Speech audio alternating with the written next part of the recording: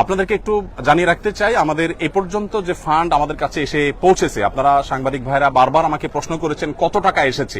আমরা ফিগারটা এক্সাক্ট আপনাদেরকে বলতে পারিনি।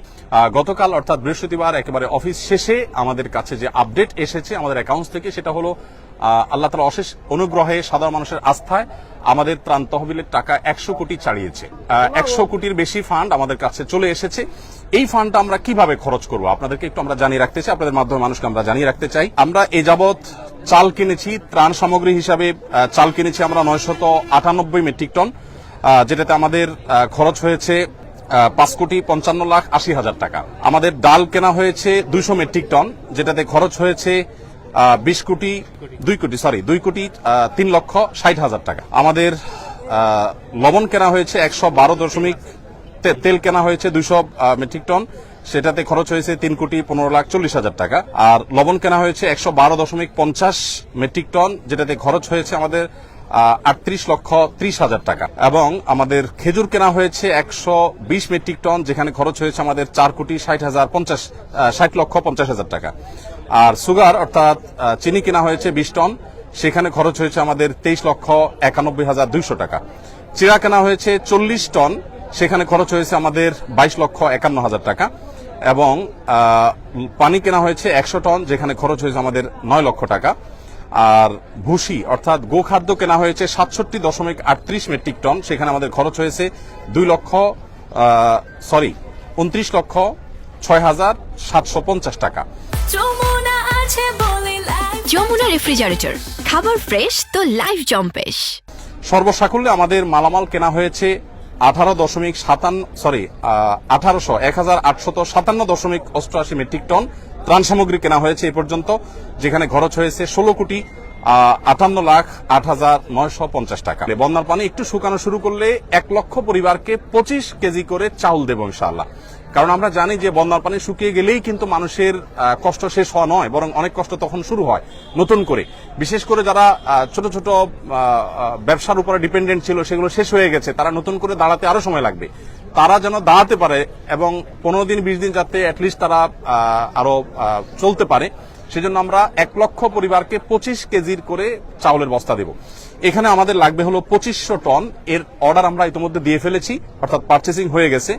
আগামী 3 বা 4 তারিখ ইনশাআল্লাহ, 3 তারিখে মাল ডেলিভারি পাবো, 4 তারিখ থেকে আমরা ডিস্ট্রিবিউশন শুরু করব। ফেনীর যে সমস্ত এলাকা শুকিয়ে গেছে সেই এলাকাগুলোতে বিশেষ করে। সেখানে আমাদের খরচ হবে 14,15,00,000 টাকা। সর্বসাকুল্যে আমাদের মোট মালামাল যেটা এই পর্যন্ত আমরা কিনেছি, যার কিছু প্রস্তুত হয়ে বিতরণ হয়ে গেছে, কিছু প্রস্তুত হচ্ছে, আর কিছু ডেলিভারির অপেক্ষা আছে, সব মিলিয়ে দাঁড়াচ্ছে হলো 4,357.88 মেট্রিক টন ত্রাণ সামগ্রী। এবং এ পর্যন্ত এই ত্রাণ সামগ্রীর পেছনে আমাদের যে খরচ হয়েছে সেটা হলো 30,73,08,950 টাকা। এবং আজকে সর্বসাকুল্যে আমাদের 23টা কাভার্ড ভ্যান ইনশাআল্লাহ ভরবে। এখানে যে কাভার্ড ভ্যান গুলো আছে, এগুলো মাল আনলোড হওয়ার পর আবার লোড হওয়া শুরু হবে। একদিক থেকে আনলোড হয়, আর দিক থেকে লোড হয়। কৃষি এবং ব্যবসা যে ক্ষতি হয়েছে আমাদের, কৃষকদেরকে তাদের পুনরায় কৃষি কাজ শুরু যেন করতে পারে, সেজন্য আমরা তাদেরকে অর্থ সহায়তা দিব। এই খাতে আমরা 30 কোটি টাকা খরচ করার পরিকল্পনা প্রাথমিকভাবে হাতে নিয়েছি, যে আমরা কৃষি এবং ব্যবসায় 30 কোটি টাকা খরচ করব। আমরা জানি যে প্রচুর মানুষ গৃহহীন হয়ে গেছেন। যারা গৃহহীন হয়ে গেছেন সেই মানুষগুলোর জন্য আমাদের পরিকল্পনা হলো যে আমরা 30 কোটি টাকা ইনশাআল্লাহ খরচ করব এই খাতে। অর্থাৎ যারা গৃহহীন হয়ে গেছেন, কাউকে হয়তো আমরা 10,000 টাকা দিয়ে সহায়তা করব, কাউকে 20,000 দিয়ে, কাউকে 1 লাখ দিয়ে। এটা ভ্যারি করবে যে কার অবস্থা কতটুকু, অর্থাৎ ক্ষতি কি পরিমাণ হয়েছে। কারণ আমরা জানি সবার একরকম ক্ষতি হয় নাই, কারোর একেবারে শেষ হয়ে গেছে সব, তাকে হয়তো 1 লাখ টাকা আমরা দিব। এবং সমস্ত টাকা আমাদের অনলাইনে আমরা দিয়ে থাকি, মোবাইল ব্যাংকিং এর মাধ্যমে।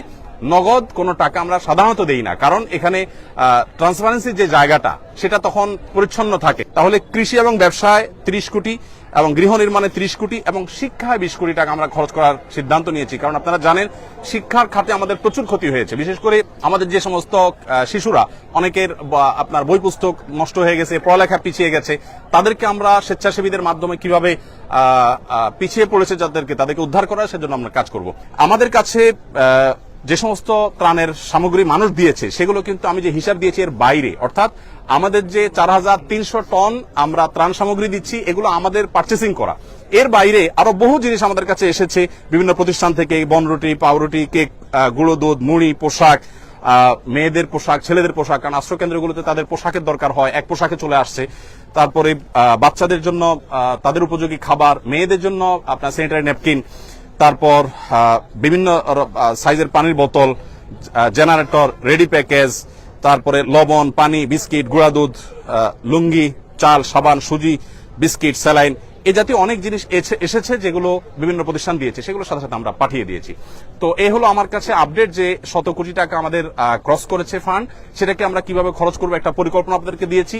আর পুঙ্খানুপুঙ্খ প্রতিটি টাকার হিসেব আলাদা করে আমাদের প্রত্যেকটা প্রজেক্টে যেভাবে করি ঠিক একইভাবে আমরা প্রজেক্ট শেষে ইনশাআল্লাহ আপনাদের মাধ্যমে জানাবো। আর ডিটেইল প্ল্যান যেটা সেটা আমরা জানাবো ইনশাআল্লাহ।